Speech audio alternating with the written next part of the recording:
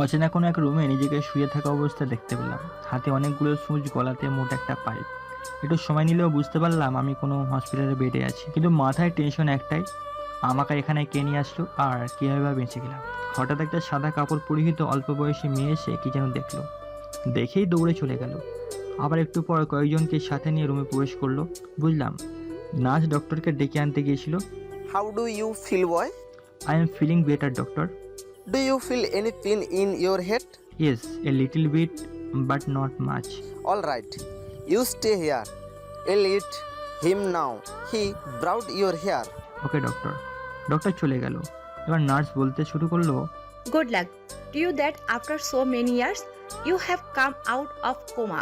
How many years after the nurse and where I now? You were in a coma after 4 long years and now you are in London City Hospital. Who ব্রাউট me here? I don't know him, but he introduced you as his husband in the hospital. আমি কিছুই ভাবতে পারছি না, কেমন যেন মাথা ব্যথা শুরু হয়ে গেল। একটা বিষয় খুব ভাবাচ্ছি, আমি বাংলাদেশ থেকে লন্ডন কীভাবে এলাম, আর কে নিয়ে এলো আমাকে? নার্স মনে হয় বুঝেছে, তাই বললো, You calm down now and try to use living. You are not completely safe. Okay. Nurse চলে গেল, আর আমি ভাবছি কে হতে পারে সেই ব্যক্তি। সে কি আমাকে চেনে না? আর নিতে পারছি না, চোখ বন্ধ হয়ে এলো এমনিতেই, কিন্তু চোখে ঘুম নেই। পুরোনো স্মৃতি মনে পড়ছে বারে বার, আর সারা শরীরে রক্ত চলাচলের মাত্রা বৃদ্ধি পেতে শুরু করে দিয়েছে। কিছু বন্ধু নয় বেঈমানের জন্য আজ আমি কোথায়? আমার 4টা বছর নষ্ট, সেগুলো কি ফিরে পাবো? না, সময়ের স্রোত কখনো কারণ অপেক্ষাকৃত করে না, তেমনি আমিও ফিরে পাবো না, কিন্তু প্রতিশোধ তো নিতে পারবো, এটা ভেবে মুখে হাসি ফুটে উঠলো। ও হ্যাঁ, আপনাদের পরিচয় দেওয়া হয়নি, আমি তৌফিক। আপাতত এতটুকুই জেনে রাখুন। এখনো চোখ বন্ধ করে রয়েছি, এমন সময় অনুভব করলাম কে একজন আমার মাথায় হাত বুলিয়ে দিচ্ছে। তাই একটু চোখ খুলে দেখলাম মাথার কাছে কে একজন আছে, হ্যাঁ, একটা বয়স্ক মহিলা। তাই চোখ খুলে তাকালাম তার দিকে। তারপর, আসসালামু আলাইকুম আন্টি। হঠাৎ করে সালাম পেয়ে হয়তো তিনি কিছুটা ভয় পেয়েছেন, কিন্তু নিজেকে সামলিয়ে, ওয়ালাইকুম আসসালাম। তা বাবা, তুমি এখন কেমন বোধ করছো? আন্টি আমি আল্লাহর রহমতে সুস্থ। আলহামদুলিল্লাহ। আমার ছেলেটা তাহলে এখন সুস্থ? জি, কিন্তু আমার কিছু প্রশ্নের জবাব দিতে হবে আপনাকে। আমার ছেলের সব প্রশ্নের উত্তর আমি দিতে রাজি আছি। বলো, কি প্রশ্ন করতে চাও? আসলে আমার তো বেঁচে থাকার কথা নয়, ওরা আমার যে অবস্থা করেছিল তাহলে বাঁচলাম কীভাবে, আর আপনি আমাকে পেলেন কই? আন্টি মৃদু হেসে বলল, পাগল ছেলে, তোমার হায়াত ছিল তাই বেঁচে গেছো। আর দ্বিতীয়ত, আমি তোমাকে নিয়ে আসিনি, আমার একমাত্র মেয়ে উমাইরা তোমাকে নিয়ে এসেছে, তারপর নিজেই তোমার চিকিৎসা করেছে। বুঝলাম, কিন্তু পেলেন কই আমায়? তোমাকে আমার মেয়ে বাংলাদেশের চট্টগ্রাম পতেঙ্গা সমুদ্র বন্দরে কিনারায় পেয়েছিল। সেখানে তোমার দেহ দেখে সবাই ভয় পেয়ে গিয়েছিলাম, কিন্তু আমার মেয়ে তোমাকে একটা নাবিকের সাহায্যে জরুরি একটা অ্যাম্বুলেন্সে এখানে নিয়ে আসে, তারপর নিজে চিকিৎসা করে। আন্টি আপনারা আসলে যা করলেন তার কোনো জবাব নেই, সত্যি আন্টি আপনারা অনেক ভালো। আন্টি কিছুটা রেগে বলল, এই এত কিসের আন্টি আন্টি করছিস? আমি তোর মুখ থেকে মা ডাক শুনতে চাই। আমার তোর মতন ছেলে ছিল, এই দেশের সৈনিক, কিন্তু যুদ্ধে মারা গিয়েছে। তারপর তোকে দেখে আমার খুব ভালো লাগে, তাই তো তোকে আমার নিজের ছেলের চেয়েও বেশি ভালোবাসি আর সেবা করেছি। আর তুই কি না আমাকে আন্টি বলিস? মা বলবি, মা। আন্টি চোখের পানি দেখে নিজেকে সামলানো কষ্টকর, তাই মা। আমার সোনা বাবা, আমি তোর মা, জন্ম দিইনি, মা না হলেও তোর মা। মা আমি বাংলাদেশ যাব। যাবি, তবে তোর সব কিছু পাসপোর্ট ভিসা করতে হবে। আর বড় কথা, তোর হবু বউ এখনো আসেনি, সে একটা অপারেশনে দেশের বাইরে গিয়েছে, তাই এখন এখানে থাকতে হবে। ও বউ মানে? হ্যাঁ রে, আমার মেয়েটা তোকে ভালোবাসে, তাই ওর সাথে তোর বিয়ে দিব। কি করবি না বিয়ে? তুমি যদি খুশি হও তো সব করবো। এই না হলে আমার জামাই প্লাস ছেলে, তা একটা সারপ্রাইজ আছে আমার ছেলের জন্য, সে কি সেটা দেখবে না? সারপ্রাইজ তো কি, সেই সারপ্রাইজ দেখাবো। মা কিছু না বলে আমার সামনে আয়না ধরলো, সামনে তাকিয়ে অবাক, এটা কি? আমার চেহারা এমন কেন? কার চেহারায় আমি আছি? বিস্ময়কর দৃষ্টিতে মায়ের দিকে তাকালাম। মা কিছুটা হেসে বলল, এই তোর সারপ্রাইজ, আর তোর চেহারাটা আমার মেয়ে মনের মতন করে দিয়েছে। তার স্বপ্নে রাজকুমার করে তুলেছে তোকে। বাহ, তাহলে তো বেশ ভালোই হলো। শালা প্রতিশোধ তোদের সামনে থেকে নিব যেমন তোরা করেছিলি। কেমন লাগছে তোকে? একদম রূপ করা রাজকুমারদের মতো। বাবা, এখন ঘুমাও, আমি আসি। তোমাকে নিয়ে যাওয়ার ব্যবস্থা করি। আগামীকাল তোর মুখের মধ্যে থেকে একটা পাইপ বের করবে, তখন নিজে হাতে খাইয়ে দিব, কেমন? ঠিক আছে।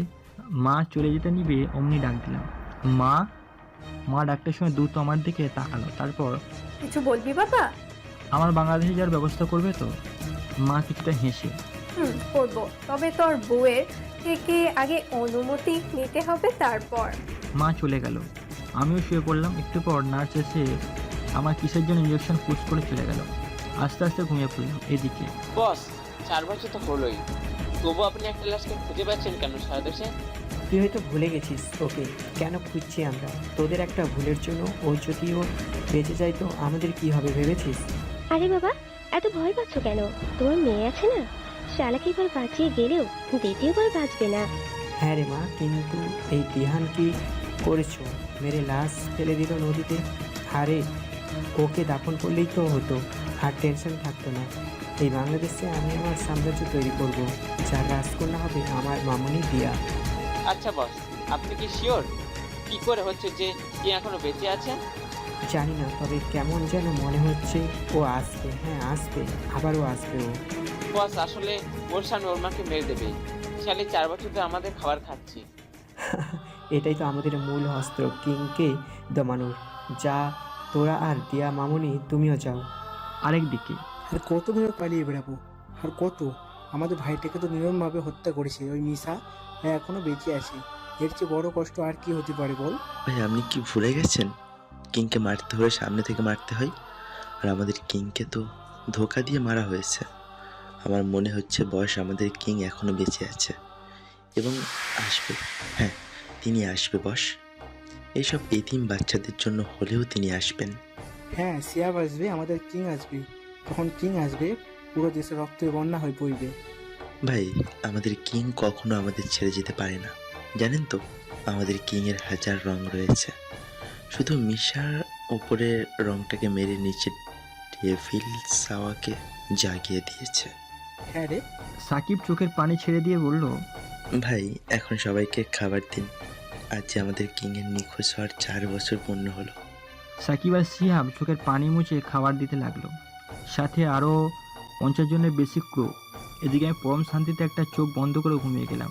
ঘুমিয়েছি কি জানি না, তবে আমি সব কিছু শুনতে পারছি। কেউ একজন বলছে, বাবা তুই কোথায় গেলি? আমাকে এখান থেকে বের কর বাবা, আমি যে কষ্টে আছি। হঠাৎ চোখ খুলে মুখ দিয়ে বেরিয়ে এলো মা। আমি তো ভুলে গিয়েছিলাম আমার মাকে তো বাঁচাতে হবে। না না, আমার ঘুমালে চলবে না, না কিছুতেই না। আমার চিৎকার শুনে হঠাৎ কালো বোরকা পরিহিত একটা মেয়ে রুমে এলো। বয়স মোটামুটি আমার সমবয়সী, কিন্তু সে আমার ছোট হবে। ভালো করে তাকিয়ে দেখলাম মেয়েটির চোখে আনন্দের আভাস, আর কিছুটা ভয়াক্ত হয়ে আমার পাশে এসে বসলো। আসসালামু আলাইকুম। ওয়ালাইকুম আসসালাম।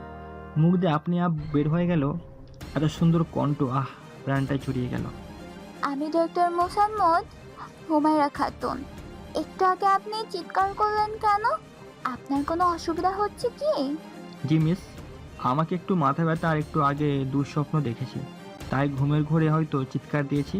হুবাইরা মনে মনে কি যেন অনেকক্ষণ বিড়বিড় করে, আমার দিকে 3 বার ফুঁ দিল। বুঝলাম আয়াতুল কুরসি পড়লো। বুঝেও জিজ্ঞেস করলাম, তা কি হলো?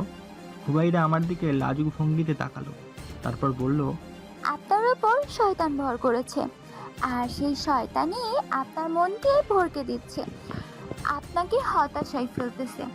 তাই আমি আয়াতুল কুরসি পড়ে আপনাকে ফু দিয়ে দিলাম, যাতে শয়তান চলে যায়। তা আপনাকে তো দেখতে পারলাম না এখনো। দেখাবো মিস্টার কিং, দেখাবো, তবে সেটা সময় হলেই। কিং? কিসের কিং? এই শুনুন, আমার কাছ থেকে লুকিয়ে লাভ নেই, আমি সবই জানি। আমি বাংলাদেশে 1 মাস ছিলাম, আর সেই 1 মাসে আপনাকে আমি চিনে ফেলেছি। কিন্তু আপনাকে এমন করে ফেলে চলে গিয়েছে কে? তার মানে আপনি আমার হবু বউ, তাই তো? জি হ্যাঁ, ঠিক ধরেছেন, আমি আপনাকে বিয়ে করতে চাই। করবেন আমাকে বিয়ে? হুবাইরা, তুমি সবই জানো, তবুও কেন আমার জীবনে আসতে চাও? দেখুন, আমি আপনাকে পছন্দ করি, আর বেশিরভাগ পছন্দ করি আপনার কাজকে। আমি শুনেছি আপনি কিং হয়েছেন একটা কারণে, আর সেটা হলো এতিম আর সুবিধাবঞ্চিত লোকদের সাহায্য করার জন্য। ও, তার মানে আপনি আমার কাজকে ভালোবাসেন, আমাকে নয়। জি, ঠিকই ধরেছেন। আমি আপনাকে এখন ভালোবাসি না, কারণ কি জানেন, একটা মেয়ে বেগানো পুরুষকে বিয়ের আগে ভালোবাসতে পারে না। আমি মুগ্ধ হলাম হুবাইরার কথা শুনে। আর কোনো কারণ আছে কি? হুরায়রা, আর বড় বিষয় হলো খাদিজা রাদিয়াল্লাহু আনহু হযরত মুহাম্মদ সাল্লাল্লাহু আলাইহি ওয়াসাল্লামের গুণাবলী দেখে মুগ্ধ হয়ে বিয়ের প্রস্তাব দিয়েছিলেন। তেমনি আমিও আপনার কাজে মুগ্ধ হয়ে বিয়ের প্রস্তাব দিয়েছি, এবং বিয়ের পর আপনাকে আমি ভালোবাসবো। হুবাইরা, আমি কি বলবো তোমায়? তুমি আমার জীবনে প্রথম নারী নয়। আমি একজন নারীকে ভালোবেসেছিলাম, যার জন্য আজ আমার এই দশা। আমি কি তোমায় আমার সমস্ত ভালোবাসা দিতে পারবো? আমি আপনার সমস্ত না হলেও একটু ভালোবাসা চাই, এতেই আমি খুশি। বিয়ে করবেন আমায়? জি, করব। তোমার আম্মুকে আসতে বলো। আর এই যে হবু স্ত্রী, আমি কবে বাসায় যেতে পারবো? এই যে মিস্টার স্বামী, আমি যেদিন আপনাকে বিয়ে করব সেদিনই আপনার রিলিজ। এখন বাকিটা আপনার ইচ্ছা। তার মানে এখন আমি সম্পূর্ণ সুস্থ? জি জনাব, আপনি 10 দিন আগেই কোমা থেকে বের হয়েছিলেন, কিন্তু শুরু আপনার মস্তিষ্ক কার্যকর ছিল, তাই আমি আপনাকে কোনো চাপে রাখতে চাইনি বলে ঘুমের ইনজেকশন দিয়ে রেখেছিলাম। কিন্তু কি এমন হলো যার জন্য আপনি আগামীকালই আবার জেগে উঠেছেন, আর এই 10 দিনে আপনার প্রত্যেক অঙ্গ প্রত্যঙ্গ কাজ করা শুরু করে দিয়েছে। এখন আপনি বিপদমুক্ত। আজকে আপনার অপারেশন হবে গলায়। যে ছোট একটা নল লাগানো হয়েছে সেটা বের করব। অপারেশন ছোট হলেও ক্রিটিক্যাল, একটু ভুল হলেই সারা জীবনের জন্য তুমি বাকরুদ্ধ হতে পারো। তুমি কি পারবে আমার রক্ত দেখতে? এই হাতে অসংখ্য অপারেশন করেছি, কিন্তু আমার হবু স্বামীটার করতে কেমন হাত কাঁপবে, সেজন্য আমি নয়, আজ অন্যজন অপারেশন করবে। ঠিক আছে, আমি প্রস্তুত। আমি এটাই শুনতে চেয়েছিলাম। তো চলো শুরু করা যাক, আল্লাহ ভরসা। সন্ধ্যা 6টায় আমার অপারেশন শুরু হলো। অপারেশন থিয়েটার নিয়ে যাওয়ার আগে আমাকে একটা ছোট ইঞ্জেকশন দেওয়া হলো, তারপর কিছু মনে নেই। দেখা যাক অপারেশন সাকসেসফুল হয় কিনা। আলহামদুলিল্লাহ, দীর্ঘ 3 ঘন্টা অপারেশন শেষ করে ডক্টর বের হতেই হুবাইরা তার ডক্টর এক বড় ভাই শাহিনের দিকে এগিয়ে গেল। তারপর, শাহিন ভাইয়া, তৌফিক কেমন আছে? আলহামদুলিল্লাহ পাগলি, সে ঠিক আছে। হ্যাঁ, আলহামদুলিল্লাহ। হুবাইডা, বোন আমার, আমি সেই 4 বছর ধরে লক্ষ্য করেছি তুমি ছেলেটার এত কেয়ার করো, তা খুশির খবর কবে পাবো? আল্লাহ পাক যেদিন চাবেন সেদিনই পাবেন ভাইয়া। পাগলি, শোনো, ও এখন কথা বলতে পারবে না, সাথে একদিন কিছু খেতেও আর একটু পর জ্ঞান ফিরবে। তারপর কি করতে হবে তা তুমি করবে, আমি আসি। ঠিক আছে ভাইয়া। ডক্টর চলে গেল। আমাকে একটু পর কেবিনে শিফট করা হলো। এখনও আমি সেন্সলেস, কারণ আমার হবু স্ত্রী আমাকে কষ্টে রাখতে চান না, তাই অজ্ঞান অবস্থাতেই একদিন পার করে দিয়েছে। পরের দিন ভোরে আমার ঘুমটা ভেঙে গেল। পাশে কেউ নেই, তাই ধীরে ধীরে উঠে বসার চেষ্টা করলাম, কিন্তু পারলাম না, গলায় একটু ব্যথা। এদিকে পানির পিপাসা পেয়েছে। চারিদিকে চোখ ঘুরিয়ে শেষের দিকে চোখ আটকে গেল। মনে হলো কেউ একজন জায়নামাজে বসে মোনাজাত করছে। কি বলছে সেটা শুনতে পাইনি, তবে এতটুকু বুঝেছি আমার সুস্থতা কামনা করছে। মনটা ভরে গেল। আসলে এমন স্ত্রী যেন সবার কপালে জোটে। এসব ভাবছি, এরই মধ্যে কে একজন পাশে হাত রাখলো। হুবাইরা, তোমার নামাজ শেষ? জি, কিন্তু আপনি কি ভাবছিলেন? ভাবছি আমি কত সৌভাগ্যবান তোমার মতো একটা স্ত্রী পাবো। এখন এসব বলবেন না দয়া করে, কারণ এখন আমাদের মাঝে আমি আর আপনি ছাড়াও আরো একজন আছে। সে হলো শয়তান, যে আমাদের হারাম কাজে ধীরে ধীরে ধাবিত করছে। ঠিক বলছো ভাইরা, আমি কবে সুস্থ হব? তৌফিক, তুমি এখন সম্পূর্ণ সুস্থ, কিন্তু গলায় একটু ব্যথা পাবে, কিন্তু ঠিক হয়ে যাবে। হুবাইরা, তো চলো আজ তোমাদের বাসায় নিয়ে চলো, আজই আমরা বিবাহ করব। আলহামদুলিল্লাহ, আপনি যা বলবেন তাই হবে। তাহলে আমি হসপিটালে বিল পরিশোধ করে আসি। ওটা আমি করে দেবো, তুমি শুধু আমাকে একটু পানি দাও, পিপাসা পেয়েছে অনেক। হুবাইরা পানি দিল, খেতে নিলাম, একটু ব্যথা তবু খেয়ে নিলাম। আপনি এখন থাকুন, আমি বিল দিয়ে আসি। বললাম তো আমি দিব। আপনি দিবেন কই থেকে? আপনি এখন কিং নেই। আপনার চেহারা কি আগের মতো আছে? আচ্ছা ঠিক আছে, তাও ঠিক। আচ্ছা দিয়ে যাও। হুবাইরা চলে গেল আর আমি ভাবছি পাগলিটার চেহারা এখনও দেখা হলো না। 15 ঘন্টা পর এখন 11:30। দাঁড়িয়ে আছি নিজের বাসর ঘরের সামনে। কিছু বুঝলেন না তো? আরে ভাই, বিয়ে করেছি, তারপর প্রতিশোধ নিব। থাকেন বাসর ঘরে, বউ একা আছে। ধীরে ধীরে রুমে গেলাম। রুমে কোনো ফুলের ছিটা ফোটা নেই। একটু করে হুবাইরা সালাম দিল, আমিও নিয়ে খাটে বসলাম। একটা বিষয় অবাক হলাম, হুবাইরা এখন বোরকা পরে আছে। হুবাইরা, আপনি কি বলবেন আমি জানি, তবে সেটা পরে বলি। 2 রাকাত নফল নামাজ পড়ে নিন। ঠিক আছে। নামাজ শেষ করে হুবাইরা, আমি কোথায় ঘুমাবো? ঘুম পেয়েছে আমায়। আমাকে কি দেখবেন না? আমি অতটাও ভালো নয়। আমার বউ যদি রাজি থাকে তাহলে দেখতে পারি। কেন জোর ঘাটাতে পারবেন না? জোর খাটিয়ে সব কিছু হয় না হুবাইরা। এই আমার কিং স্বামী, এখন আমার মুখটা তো দেখুন। আমি আস্তে আস্তে নিকাবটা করলাম। তেমন রূপবতী না হলেও খুব মায়াবতী। মাশাআল্লাহ, আল্লাহর কত সুন্দর সৃষ্টি। আমার স্ত্রী আমার কাছে বিশ্ব সুন্দরী। আচ্ছা, আপনার জন্য একটা সারপ্রাইজ আছে, দেখবেন? আমার স্ত্রী যখন দিতে চাইছে তখন নিব। হুবাইরা পিছন থেকে পাসপোর্ট বের করে দিয়ে বলল, এটা আপনার পাসপোর্ট, আর টিকিটও আমি কেটে রাখছি। হুবাইরা, সত্যি আমি খুব ভাগ্যবান তোমার মতো স্ত্রী পেয়ে। তা কবে ফ্লাইট? এই যে মিস্টার বর, এখন চুপ করুন। আর এত তাড়া কিসের? আরো 10 দিন পর যাবেন আপনি। হুবাইরা, বয়স তোমার 27 পেরিয়ে গেল, এখনো বাবা ডাকটা শুনতে পেলাম না। ডাক কি এমনি এমনি শোনা যায়? কষ্ট করতে হয়, কিন্তু আপনি তো সেটা কিছুই করছেন না। ভীত একটা। তাই তো দেখো তোমার ভিতর কি করতে পারবে। বাকিটা ইতিহাস। পরের দিন ব্রেকফাস্টের পর হুবাইরা ডাকতে এলো। তৌফিক, উঠো প্লিজ, দেরি হয়ে যাচ্ছে। খাবে চলো, তোমার ঔষধ খেতে হবে। হুবাইরা প্লিজ আমার পাশে ঘুমিয়ে পড়ো। তৌফিক, এবার কিন্তু রেগে যাবো। কাল রাতে কি করেছো মনে আছে? রাক্ষস একটা, উঠো। কি আর করার, উঠতে বাধ্য হলাম। দেখতে দেখতে 10টা দিন চলে গেল। এখন আমি এয়ারপোর্টে দাঁড়িয়ে, পাশে হুবাইরা আর আমার শাশুড়ি। হুবাইরা, তোমরা আগের ফ্লাইটে যাবে আর তোমাদের বাসায় চলে যাবে। ভুলেও আমার সাথে যোগাযোগ করবে না। ঠিক আছে, আর তুমি কই থাকবে? হুবাইরা, আমি থাকবো কোথায়, তবে তোমার আশেপাশে আর সুযোগ হলে তোমার সাথে দেখা করতে যাব। তৌফিক, সাবধানে থেকো।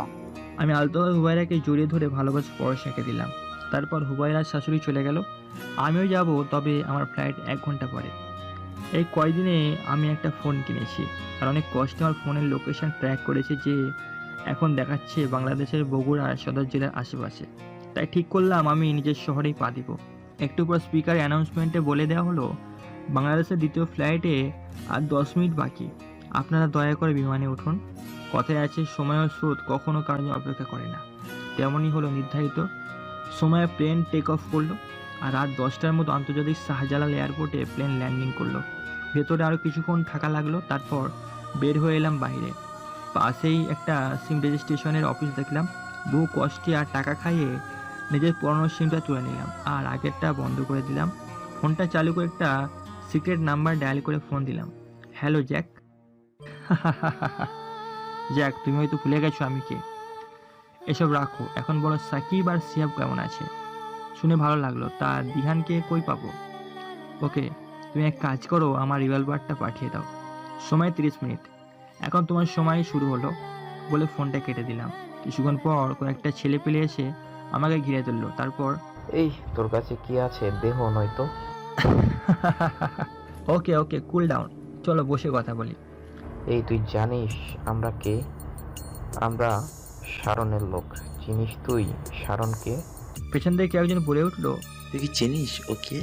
পেছনে তাকিয়ে আমি অবাক। আর এ তো শিহাব ভাই, আপনাকে তো এই এলাকায় আগে দেখিনি। জি ভাই, আমি লন্ডন থেকে এসেছি ঘুরতে, কিন্তু আমার ড্রাইভার আমার সব কিছু নিয়ে পালিয়ে গেছে। ও, এই শহরে এমনই হয়। ওই চামচা, তুই কি ভুলে গেছিস কিং নেই আর তুই এসেছিস আমাদের কাজে বাধা দিতে? সাহস তো কম না তোর। এই শোন, আমাদের কিং আসবে, খুব শীঘ্রই আসবে। এখন তোরা যা, নয়তো। তোর এলাকায় আছি বলে চলে যাচ্ছি, তবে পরের বার আসলে তোকে তোর কিংয়ের কাছে পাঠাবো, মনে রাখিস। ছেলেগুলো চলে গেল। তা ভাই, এখন কি করবে? কি আর করবো ভাই, পথে থাকতে হবে আর কোনো কাজ করে নিজের ভরণ পোষণ করতে হবে। ভাই আমি আছি, আপনি নিশ্চিন্তে আমাদের সাথে আসুন, আমাদের সাথে থাকবেন। আমি একটু সিয়াবকে বাজিয়ে দেখতে চাইলাম, তাই বললাম, ভাই আপনি কি কিংয়ের লোক ছিলেন? সিহাবের মুখটা কেমন বেদনায় ছেয়ে গেল। তারপর, হ্যাঁ ভাই, ছিলাম, এখনো আছি। আমাদের একটা ভাইটা যে কবে আসবে, বেঁচে আছে কিনা তাও জানি না। তা ভাই কিং তো নেই, আপনি কিংয়ের জায়গাটা কেন নেননি? পাগল ভাই আপনি। কিং সে তো কোটিতে একটা, তার মতো হওয়া কারোর পক্ষে সম্ভব নয়। সম্ভব হলে কি নিতেন? ভাইরে, তোকে কি বলি, আমি ছিলাম এতিম, টোকাই। কিং ভাই আমাকে রাস্তার টোকাই থেকেই সিহাব বানিয়েছে। তার সাথে বেইমানি করি কি করে? ভাই আমি শুনেছি কিংয়ের সাথে নাকি তার কিছু আপনজন লোক ছিল, তারা কে কে আপনি জানেন?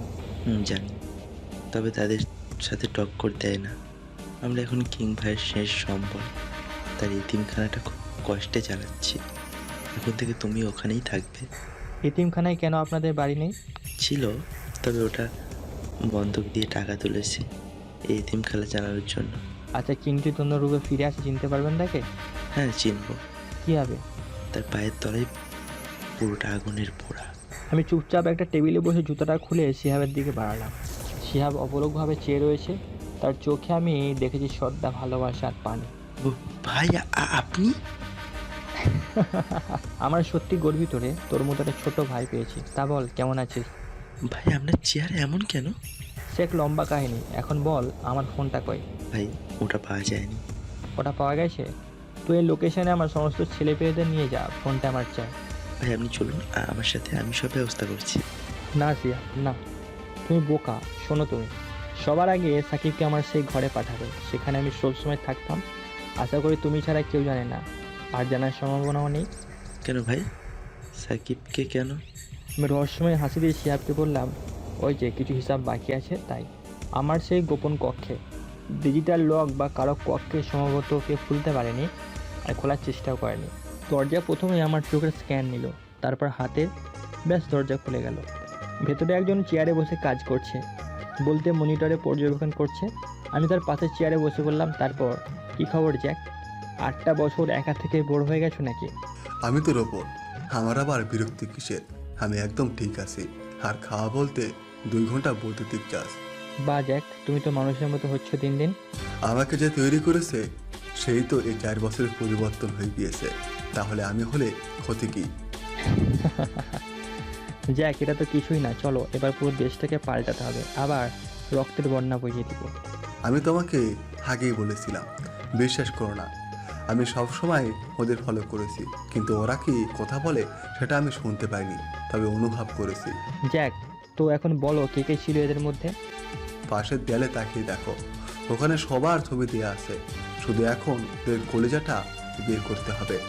জ্যাক, আমি মাঝে মাঝে অবাক হই, আমি তোমাকে বানিয়েছি কিন্তু তুমি আমার চেয়ে উপরে উঠে গিয়েছো। এটা কখনোই ভাববেন না, আপনি আমাকে তৈরি করেছেন, আপনি আমার মধ্যে আপনার মেধা দিয়েছেন।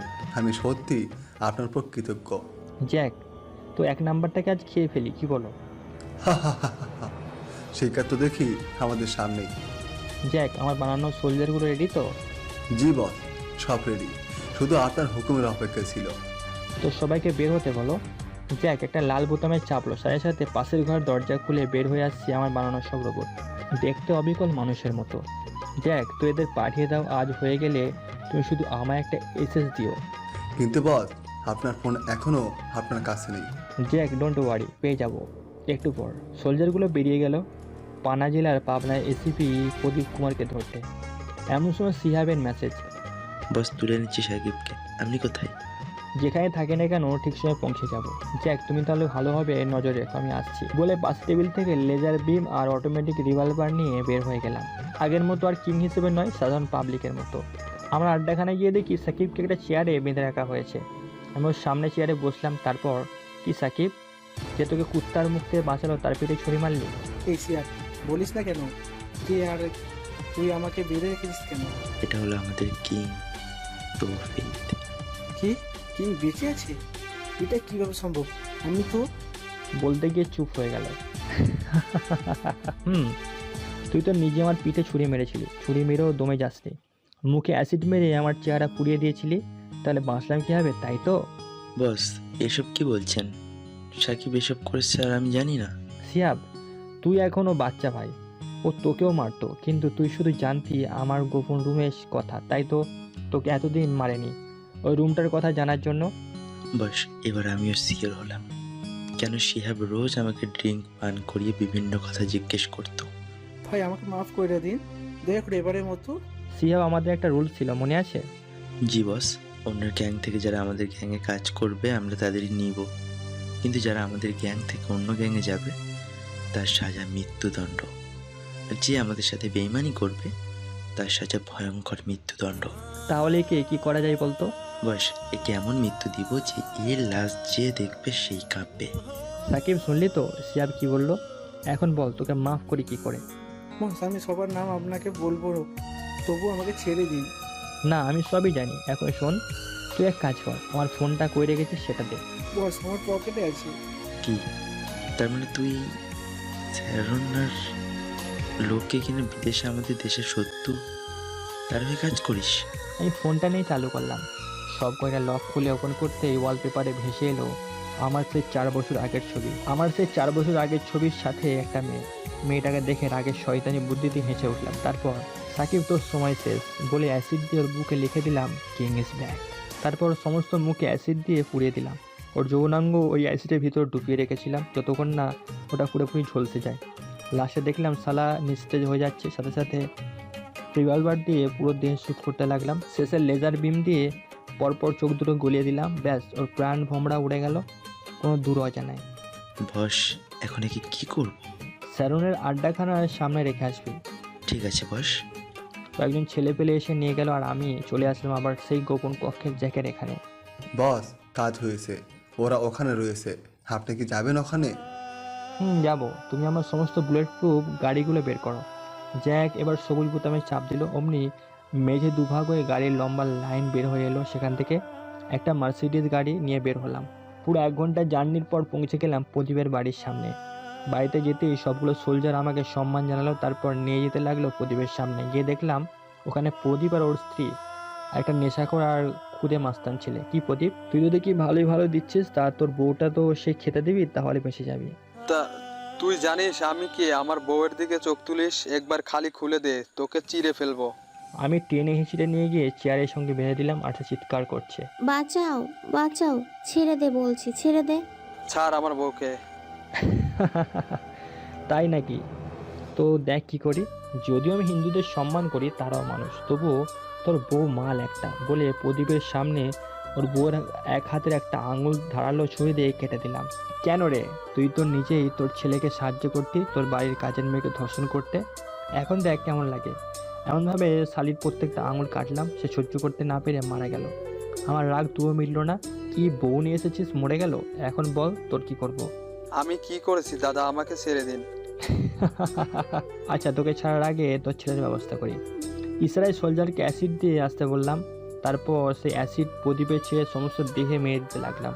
শেষে ওর যৌনাঙ্গ অ্যাসিডে ডুবিয়ে রাখলাম। না জানি এর জন্য কত মেয়ের সর্বনাশ হয়েছে। সোলজার তোমরা শুরু করো।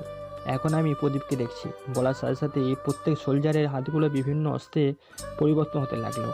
কারো হাতের দা, কারো হাতে AK-47, আবার কারো হাতের ড্রিল মেশিন। মিনিটের মধ্যে সালার অঙ্গ প্রত্যঙ্গ কেটে টুকরো করে ফেলে দিল। আচ্ছা প্রদীপ, কিং কি তোর কোনো ক্ষতি করেছিল যে তুই তার বাবাকে ক্রস ফায়ার করলি? আপনি কে আর এসব জানেন কি করে? আমি তৌফিক রে, তৌফিক, চিনতে পেরেছিস? চেহারাটা পাল্টিয়েছে কিন্তু প্রতিশোধের আগুন একই রয়ে গেছে। ভাই আপনার টাকা লাগলে নিন, তবু আমাকে ছেড়ে দিন। কত কোটি আছে? 100 কোটি। আপনি পুরোটাই নিন, তবু আমাকে ছেড়ে দিন। টাকা কই আছে? জি, আমার বেডরুমে নিচে, এখানে সব টাকা রয়েছে। ক্রাশ। শোন, তোকে আমি বাঁচিয়ে কি করব? যা, তোকে একেবারে জন্য মুক্তি দিলাম, আর খুব শীঘ্রই তোর সহযোগীদের তোর কাছে পাঠাবো। এর শরীরও একটা কথা লিখে দিলাম, কিং ইজ ব্যাক। তারপর প্রত্যেক অঙ্গে ক্রস ফায়ার করে সোলজারদের স্যারনের আড্ডাখানার সামনে ঝুলিয়ে দিতে বললাম, আর সাথে পুরো বাড়িটাকে উড়িয়ে দিতে বললাম, এবং সব টাকা নিয়ে গরিবদের মাঝে বিলিয়ে দিতে বললাম। পরের দিন আমি আর জ্যাক বসে রয়েছি মনিটরের দিকে, যেখানে ব্রেকিং নিউজ দেখাচ্ছে আজকে পুরো শহরে 2টো খুন হয়েছে এবং একই জায়গাতে। গোপন সূত্রে জানা গেছে ফরেনারের ড্রোন শ্যারনের সাথে এই দুজনের নেটওয়ার্ক ছিল এবং এদের শরীরে একটি ক্লু রেখে গিয়েছিল, কিং ইজ ব্যাক। তাহলে কি কিং আবারও ফিরে এসেছে? বিস্তারিত জানতে আমাদের সাথে থাকুন। এবার দেখছেন খেলার খবর। মনিটর থেকে চোখ সরিয়ে যাক, তো ব্যবস্থা করো ঢাকা বিশ্ববিদ্যালয়ের সব কিছু। আমি আগামীকাল চলে যাব ওখানে। মনিটর আর কিবোর্ডে টাইপিং করতে ব্যস্ত হয়ে গেল। আমিও বের হয়ে পড়লাম আমার মায়াবতীকে দেখতে। কলিং বেল না বাজতে দরজা খুলে গেল। সামনে তাকিয়ে দেখলাম হুবাইরা দাঁড়িয়ে, তাই মুচকি হেসে বললাম, কি হলো? কলিং বেল না বাজাতেই খুলে দিলে যে? আমার মনটা বলে দিয়েছিল আমার রাজকুমার এসে গেছে, তাই তো খুলে গেল।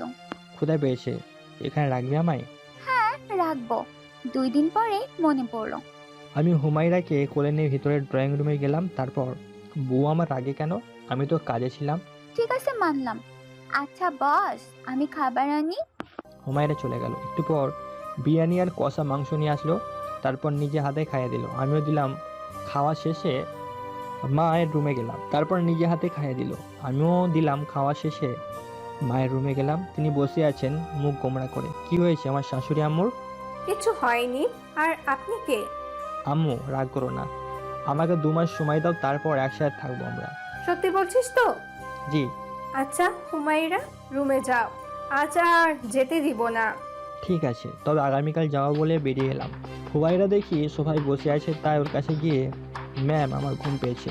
তো ঘুমাও, ঘর তো আছে। ঘর তো আছে, কিন্তু কোল বালিশ নেই। কে বলেছে নেই? আছে রুম, গিয়ে দেখুন।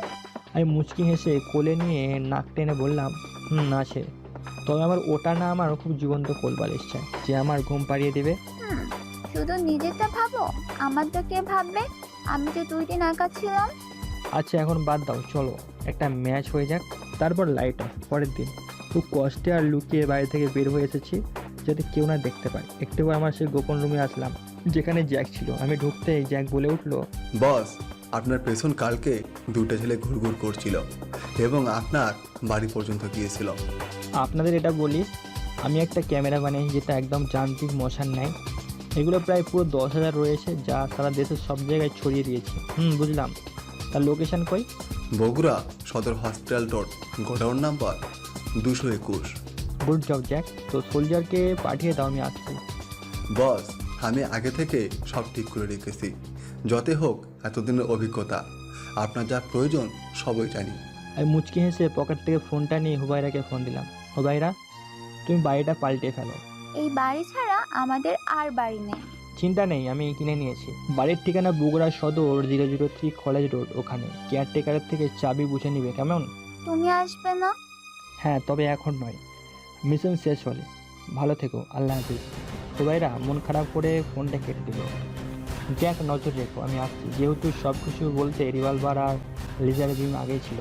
নির্ধারিত লোকেশন আসতে দেখলাম আমার সোলজার আমার অপেক্ষায় রয়েছে। সব কভার করেছো? Yes boss. ওকে চলো, আমাকে দেখিয়ে দাও।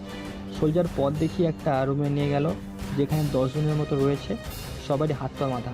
ওদের সামনে বসতে দুজন নিজেদের দিকে তাকিয়ে মুখ চাওয়াচাই করতে লাগলো। বিষয়টা আমার চোখ এড়ায়নি। ওদের মধ্যে আগামীকাল কে আমাকে ফলো করেছিল জানি না ভাই, আমাদের ছেড়ে দিন। বাচ্চা, এত তারা কিসে? আজ একটু লুডো খেলবো। তা বল, তোরা দুজন আমার পেছন কারো অনুমতি গিয়েছিলি? সাগর, একে বলতো, আমরা কি এর পিছু কখনো নিয়েছি? শুধু আমাদের ধরে রেখেছে। এই তুই আমাদের ছেড়ে দে, আমাদের কাজ আছে। কিসের কাছে? কেন করবি? ভালো কমিশন পাবি, মাসে 15,000 পাবি। কি সত্যি? তাহলে করব। তা কোন গ্যাংয়ে কাজ করিস? দিহান ভাইয়ের নাম শুনেছিস? ওরই কাজ করি। কাল আমার পেছন নিলি কেন? ভেবেছিলাম তুই টাকাওয়ালা, তাই নিয়েছিলাম, কিন্তু তুই দেরি ছোট চল। ও তাই বল। আচ্ছা, তোদের দিহান ভাইকে পাবো কই? তোকে কেন বলবো? ধুপ ধুপ করে কয়েকবার শব্দ হলো। হ্যাঁ ঠিকই ধরেছেন, শ্যুট করেছি। আমি একদম কপাল বরাবর শ্যুট করে দিয়েছি। শালা একেবারে উপরে চলে গেল। শেষবারের মতো বলছি, বল দিহান কই পাবো? দিহানকে ঢাকা বিশ্ববিদ্যালয় পাবি। তোদের কাছে কত টাকা ক্যাশ আছে, যা আমাকে দিলে তোকে ছেড়ে দিব? আমার কাছে 1 কোটি আছে। কই আছে? ওই যে পাশের ঘরে একটা বেগে রয়েছে। আমি সোলজারকে টাকাটা নিয়ে আসতে বললাম। তারপর একটা হাসি দিয়ে বললাম, ধন্যবাদ, আর তোকে বাঁচিয়ে লাভ নেই, ভালো থাকিস। ভয়েস শুট দেন। সাথে সাথে সাইলেন্সার লাগিয়ে সব কাটে উড়িয়ে দিল। পরে সবার বুকে একটা কথা লিখে দিলাম, কিং ইজ ব্যাক। টাকাগুলো আমার এতিমখানায় দিলাম। আবারও আসলাম জ্যাকের কাছে। তারপর, জ্যাক সব ব্যবস্থা করছে তো? জি বস, সব ব্যবস্থা করেছি। ওকে, আমার জন্য কালো রঙের গাড়ি রেডি করে আমি আসছি। রুমে এলাম, নিজেকে নতুন রুমে দেখে ভালোই লাগলো। নিজের কাপড় নিয়ে বের হয়ে এলাম, এরই মধ্যে ফোন বেজে উঠলো। দেখলাম হুবাইরা ফোন দিয়েছে, তাই দ্রুত রিসিভ করলাম। কি হয়েছে আমার পাগলিটার? পাগলটা দেখি খুব সুন্দর একটা বাড়ি কিনেছে, সেটাই দেখছি। তোমার পছন্দ হয়েছে? জি সাহেব, খুব। আমরা কবে এখানে একসাথে থাকবো? আমার মিশন শেষ হলে আচ্ছা আমি ঢাকা যাচ্ছি, তুমি থেকো, আমি আসি, কেমন? ভালোভাবে থেকো। আচ্ছা, আল্লাহ হাফিজ। আল্লাহ হাফেজ। গাড়িতে উঠে নিজে ড্রাইভ করতে লাগলাম, উদ্দেশ্য ঢাকা। দীর্ঘ 4.5 ঘন্টা পরে ঢাকা এলাম। প্রথমে একটা বাড়ি নিলাম, নিয়ে সব কিছু দেখে বের হলাম বাইরে হোটেলে রাতের খাবার খাওয়ার জন্য। ওয়েটার। জি স্যার, বলুন কি লাগবে? বিরিয়ানি আর কোক নিয়ে এসো। আর কিছু স্যার? না। Okay sir. খাবার নিয়ে আসেনি, তবে কোক নিয়ে গিয়েছে। আমি হাত বাড়িয়ে নিতে যাবো, অমনি কেউ সেটা নিয়ে চলে গেল। মাথা উপরে করে তুলে দেখলাম কয়েকটা ছেলে। কিরে, কোক নিলি কেন? এই তুই চিনিস আমার কলার ছাড়। কেন বে শালা, তোকে তো কলার ছাড়। ছাড়বো না। কি করবি? পকেট থেকে M1911 পিস্তল ছিল, বের করে কয়েকটা রাউন্ড গুলি করলাম। সাথে সাথে 4 জন পড়ে গেল। এখন শুধু নেতার কাছের লোক আমার সামনে দাঁড়িয়ে। কিরে, তুই কলার ছাড়বি না? ভাই আপনি কি? এটা তো শুধু একজনই করতে পারতো। বলতো কেউ করতে পারতো? ভাই কিং তৌফিক। মনে রেখেছিস তবে? আরে পাগলা, চেহারাটা বদলিয়েছি কিন্তু আগের চরিত্রটা এখনও আগের মধ্যে আছে। থাক বলে কপাল বরাবর শ্যুট করে দিলাম। সাইলেন্সার লাগানো ছিল বলে কোনো শব্দ হয়নি, এমনকি ওয়েটারও আসেনি, ভয়ে পালিয়ে গেছে। একটু পর সিহাব এলো। দেরি হলো কেন? বস, রাস্তায় জ্যাম ছিল। সব কয়টাকে কলেজের সামনে ছেড়ে আয়। ওকে বস। সিহাব চলে গেল আর আমি নিজেই ফ্রেশ হয়ে হোটেল থেকে খাবার তুলে খেতে লাগলাম। খাওয়া শেষ, টেবিলে টাকা রেখে বের হয়ে এলাম। বাড়িতে এসে বিছানায় শুয়ে পড়তেই চোখটা লেগে গেল। এদিকে দিহান দৌড়ে দিয়ার কাছে গিয়ে, দিয়া ম্যাম, আজ আমাদের কয়েকটা ছেলেকে কি যেন মেরে ফেলেছি, আর লাশগুলো কলেজের সামনে ফেলে দিয়ে গেছে। কি বলিস? মনে হয় কোনো নতুন গ্যাং জন্ম নিয়েছে। শালাদের পুঁতে ফেলবো। তুই যা, আর বাবাকে বলার দরকার নেই। Okay ma'am. ধ্যান চলে গেল। দিয়ার ঘরে শুয়ে শুয়ে ভাবছে, আমার লোককে কে মারবে? আমি যা ভাবছি তা কি সত্যি? কিংকি আসবে? আসলে তো আমাদের রক্ষা নেই। না, ওকে আমি এবার নিজে হাতেই মারবো। পরের দিন কলেজে কালো রঙের ফিল্ডার গাড়ি ঢুকতে দেখে সবাই চেয়ে রইল, তার মধ্যে দিয়াও ছিল। গাড়িটি সোজা মাঠে এসে থেমে গেল। তারপর ভেতর থেকে কেউ একজন বের হলো। পরনে কালো জিন্স প্যান্ট, কালো টি শার্ট, হাতে ব্যান্ডের ঘড়ি, আর চুলগুলো স্টাইল করে উপরের দিকে করে রাখা। গায়ের রং একদম ফর্সা, এক কথায় ক্রাশ। এটা তৌফিক। তৌফিক চিল পায়ে সবার দিকে তাকিয়ে মুচকে এসে আবারও হাঁটতে লাগলো সামনের দিকে। মাঠ পার হয়ে সোজা অধ্যাপকের রুমে গিয়ে নিজের সব কিছু ঠিকঠাক করতে লাগলাম। এদিকে দিয়া হা করে থাকতে দেখে দিয়ার বান্ধবী হিয়া বলল, এই কি হলো তোর? ওইভাবে কি দেখছিস? ক্র্যাশ খেয়েছি। একেই তো দুলাভাই বানাবো। ভালো, ছেলেরা কি মানবে? জোর করে করব, নয়তো সোজা উপরে পাঠিয়ে দেব। হিয়া জানে দিয়া ভালো নয়, তবুও ইফটিজিং থেকে বাঁচতে বন্ধুত্ব করেছে। ক্লাসে এসে বললাম। একটু পর দিহান এলো সোজা আমার সামনে। তারপর, এই তুই কে বলতো? কোথা থেকে আসলি আর আমার ক্লাসটাকে নিজে করে নিলি? ভাই কলার ছাড়ো। আর আমি কি করেছি? আমি তোর বাপ, মিশের ডান হাত, আর আমার সামনে উঁচু গলায় কথা বলিস? সাহস তো কম না? কাজ থেকে তুই ঠিক করলি, পরে কিন্তু পস্তাবি, কানে কানে বললাম। তবে রে বলে মারতে লাগলো। আমি একটু মার হজম করে সবার দিকে তাকলাম। ওরা মেরে চলে গেল। তা আরো একটু পর দিয়া এলো আমার সামনে। তারপর, এই তোর নাম কি? রাহাত আমার নাম। অন্যটা বললাম। তৌফিক বললে সন্দেহ করবে। প্রেম করিস? কি না। গুড। আমাকে তোর পছন্দ হয়েছে? জি হয়েছে। বিয়ে করবি? আপনি রাজি থাকলেই করব। আমি রাজি, চল এখনই করব। না না, এখন নয়, আগে প্রেম তারপর বিয়ে। ঠিক আছে, তাহলে আজ লং ড্রাইভে যাব তোর সাথে। ঠিক আছে। দিয়া একটা কিস করে চলে গেল। দিয়া নিজের ফাঁদে নিজে পা দিল। তোর গরম আমি কমিয়ে দেবো, চল শুধু আজ। কোনো রকম ক্লাস করে বের হতে দিয়া হাজির। তোমার বাবুটা চলো। হ্যাঁ বাবু চলো। দিয়াকে নিয়ে হাঁটতে যাবো, অমনি পেছনে জোরে কিছু একটা লাঠির শব্দ শুনতে পেছনে দেখলাম। দিহান রাগে ফায়ার। ওকে আরও রাগাতে দিয়ার কোমরটা চেপে ধরে নিজের দিকে আনলাম। তারপর গাড়িতে উঠে সোজা সুন্দর একটা 5 স্টার হোটেলে এলাম। দিয়াকে নামিয়ে ভিতরে যেতে নিব, কিন্তু দিয়া অবাক হয়ে বলল, রাহাত এখানে আনলে কেন? আরে শোনা, আমরা এনজয় করব। আমাদের রিলেশনের প্রথম দিন, চলো। দিয়া কিছু বলতে চেয়েছিল কিন্তু না শুনে দিয়াকে জোর করে কোলে নিয়ে একটা রুমে ঢুকে দরজা বন্ধ করে দিলাম। তারপর তুমি তো খুব ফার্স্ট। সোনা, তুমি রাজি আছো তো? রাজি না হয়ে পারি, আমার ক্রাশ চেয়েছে তাই দিলাম।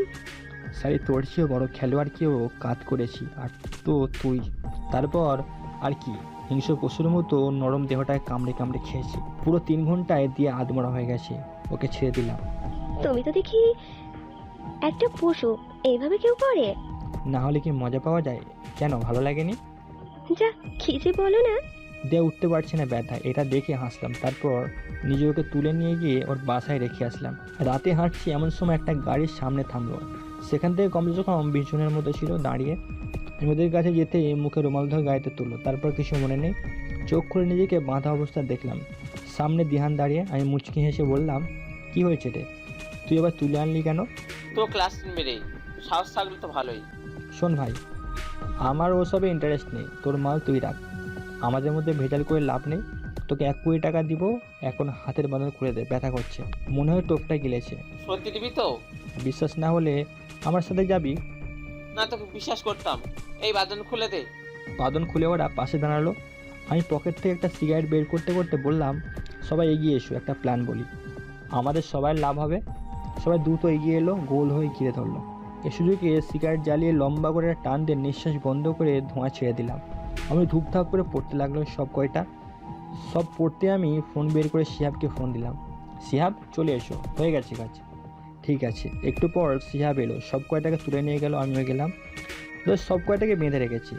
শিহাব, জাগা হয়ে দেখ। শিহাব গরম পানি মেরে দিল সবার মুখে। গরম পানির পড়ায় সবার জ্ঞান ফিরল আর নিজেদের বাঁধা অবস্থা দেখে বলল, কিরে শিহাবের বাচ্চা, তুই আমাকে বেঁধে নিয়ে এসেছিলি, তোকে তো আমি তাও তোদের না ভাই, আমার অত সাহস নেই, থাকলে আগেই আনতাম। তো কার এত সাহস আমাকে তুলে এনেছে? আর হাত কই? দেখলে চিনতে পারবি তো? কাকে? তোদের জন কিং তৌফিক কে সামনে থাকে, দেখ আসছে কিং। দিয়ার সামনে তাকিয়ে একদম জমে গেছে, কারণ সামনে আমি দাঁড়িয়ে। ভাই ভাই আপনি কি? হ্যাঁ ভাই, তা বল তোদের কি করব?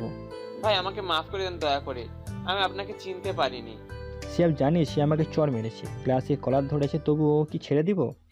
সেটাকে পুঁতে ফেলবো বস, শুধু হুকুম করুন। জানো এ আমাকে কি করেছিল? আমার মাথায় বাড়ি দিয়েছিল, বুকে গুলি করেছিল, তাও বলেছে মাফ করে দিন। বলি শালা, আমি তো অত ভালো নয় রে, ভালো নয়।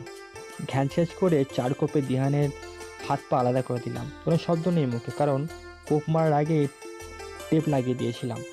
বস মরে যাবে তো, কিছু করুন। শিহাব, তুমি শ্যুট করো, আমি ওর মাথা আলাদা করে দিব একসাথে। শিহাব AK-47 দিয়ে পুরোপুরি বুকে গুলি করতে লাগলো। আমি ওর ধর থেকে মুন্ডু আলাদা করে দিলাম। একে একে সব কয়টাকে মেরে সবার বুকে লিখে দিলাম, কিং ইজ ব্যাক। তারপর সব লাশগুলো নিয়ে চলে গেল সোজা কলেজ মাঠে ঝুলিয়ে দিতে। পরের দিন কলেজে যেতেই দেখলাম পুলিশের ভিড়। এতগুলো লাশ কিসের আর কে করেছে খুন সেসব নিয়ে পুরো কলেজ ঘিরে রেখেছে। কই থেকে যেন দিয়ে আমার সামনে এসে জড়িয়ে ধরে কান্না করতে লাগলো। এর কান্না দেখে নিজের খুব খুশি লাগলো, তবুও মন খারাপ করে বললাম, কি হয়েছে জানো, কান্না করছো কেন? আসলে আমার লোক দিহানের খুন হয়েছে। কি খুন? কে করেছে? দিয়া চারিদিকে চোখ ঘুরে এগিয়ে এসে বলল, কি? তৌফিককে চেনো? সে খুন করেছে। আমিও তো শুনেছি মিসার গ্যাং ওকে 4 বছর আগে খুন করতে নিজেই ডন হয়েছে। তুমি এগুলো জানো কি করে? আসলে আমি এতদিন লন্ডনে ছিলাম, দেশে আসার পর সব শুনেছি লোকদের মুখ থেকে। ও তাই বলো। দিয়ে আমি যতদূর জানি দিহান কাল রাতে আমাকে তুলে নিয়ে গিয়েছিল। কি? দিহান তোমায় তুলে নিয়ে গেছিল? হ্যাঁ, আর মেরেছিও। কিন্তু হঠাৎ কেউ একজন দানব আকৃতি, পুরো 6 ফিট 2 ইঞ্চির মতো, প্রায় আমার মতো বডি বিল্ডার, মুখে কিংয়ের মতো মাস্ক পরে এসেছিল। এসে সব কয়টাকে শ্যুট করে আমার হাতের বাঁধন খুলে দিয়ে দিহানদের নিয়ে গিয়েছিল। দিয়ার দিকে তাকিয়ে দেখি ও কাঁপছে, হাত পা থরথর করছে, মনে হয় পড়ে যাবে, তাই ধরলাম। তারপর ওটাই কিং ছিল? কি কিং? রাহাত প্লিজ আমাকে বাসায় নিয়ে চলো প্লিজ। ওকে বলে ওকে নিয়ে ওর বাসায় আসলাম, ওর রুমে। হ্যাঁ, দিয়ে আমার না ইচ্ছে করছে। রাহাত আমি চিন্তায় আছি, প্লিজ আজ নয় অন্যদিন। কিন্তু কে শোনে কার কথা? ওর ওই মানসিক চিন্তার মাঝেও শারীরিক নির্যাতন করে ধুকে ধুকে মারবো। এবার পুরো 1 ঘন্টা নিজের চাহিদা মিটিয়ে পরে থাকা কাপড়গুলো পরে নিলাম, দিয়াও পরে নিল। তারপর তোমাকে মানা করলাম, শুনলে না কেন? কি করব, তোমাকে দেখে আমার কন্ট্রোল করতে পারিনি, মন যাচ্ছে আরো একবার করি। রাহাত, তুমিও না বদমাইশ। শোনো, আমার এখানে এসে বসো। ভদ্র ছেলের মতো বসলাম। আসলে রাহাত, কিং আমাকেও মারবে। কিং তো ভালো, তোমাকে মারবে কেন? আসলে আমি কিং এর সাথে প্রেমের অভিনয় করে আমার বাবাকে ওকে মারতে সাহায্য করেছি। কি, ওর থেকে উঠে হয়েছে? তার মানে তোমার বাবা মিশা আরও অ্যাক্টিং করতে হবে, তাহলে বাপকেও পাবো। দিয়ে আমি গেলাম, আমাকেও কিং মারবে, আমি আসি। বের হতে যাবো অমনি দিয়া দৌড়ে এসে জড়িয়ে ধরলো। বাবু, আমি তোমাকে ভালোবাসি, তোমার কিছু হতে দেব না, সত্যি। যদি তুমি কিংয়ের মতো আমার সাথে বেইমানি করবে না তা বুঝবে। কিং কি করে আর এর সাথে শারীরিক সম্পর্ক হয়নি, বুঝবে কি করে? উফ, তুমিও না, ওকে আমি ছুটিও দেইনি। এখন প্লিজ আমার সাথে 5 দিন থাকো, বাবা বাইরে আছে, বাবা আসলেই তোমার সাথে পরিচয় করিয়ে দেব, তোমাকে নিয়ে দেশ ছেড়ে যাব। কিন্তু আমি যে তোমার সামনে থাকলে কন্ট্রোল করতে পারবো না। কন্ট্রোল করতে বলেছে কে? ধাক্কা দিয়ে ফেলে দিল। মনে মনে ভাবছি প্রতিশোধের জন্য আমার স্ত্রী হকটা নষ্ট তো করছি না, কিন্তু পরক্ষণ নরপশু জেগে উঠেছে খুবলে খুলে খাওয়ার জন্য। যে কদিন ছিলাম রোজ ওকে ভোগের ন্যায় ব্যবহার করেছি। 5ম দিন ওর বাবার আসার কথা, তাই সকালবেলা ইচ্ছে মতো ভোগ করে বের হতে যাব, ও আমাকে আটকালো। রাত, কোথায় যাচ্ছ? বাবা আসবে আজ। আমার কাজ আছে, তুমি থাকো, আমি 5 দিন পর আসবো। আর শোনো, আমার কথা তোমার বাবাকে বলবে না, কেমন? ঠিক আছে। চলে আসলাম এই জন্য আমার এখনো কয়েকজনকে শেষ করতে হবে। ফোন বের করে জ্যাককে ফোন দিলাম। Hello boss. জ্যাক খোঁজ নাও, 3য় ব্যক্তি কই আছে? বস, আজ রাত 8টায় দ্বার পাবেন। না জ্যাক, ওকে আমি বাড়িতে পেতে চাই। শুনেছি ওর নাকি বউ খুব সুন্দর। বাড়ির ঠিকানা দাও। গুলশান রোড 3412 নাম্বার বাড়ি। ঠিক আছে জ্যাক, খেলা হবে আজ। ফোন কেটে সিহাবকে জানালাম। পরে আমি সাধারণ ফোন নিয়ে হুবাইরাকে ফোন দিলাম। আসসালামু আলাইকুম। উপাস থেকে কোনো কথা নেই, বুঝলাম অভিমান করেছে। তাই আমি জানি কেউ একজন অভিমান করেছে, অবশ্য করারই কথা। আমি খুব শীঘ্রই আসছি তার কাছে। সে কি এখন কথা বলবে? না, সে শুনবে না। আমি এক্ষুনি তাকে দেখতে চাই। সে না আসলে আমি যেখানে যাব সে সেখানে আসে।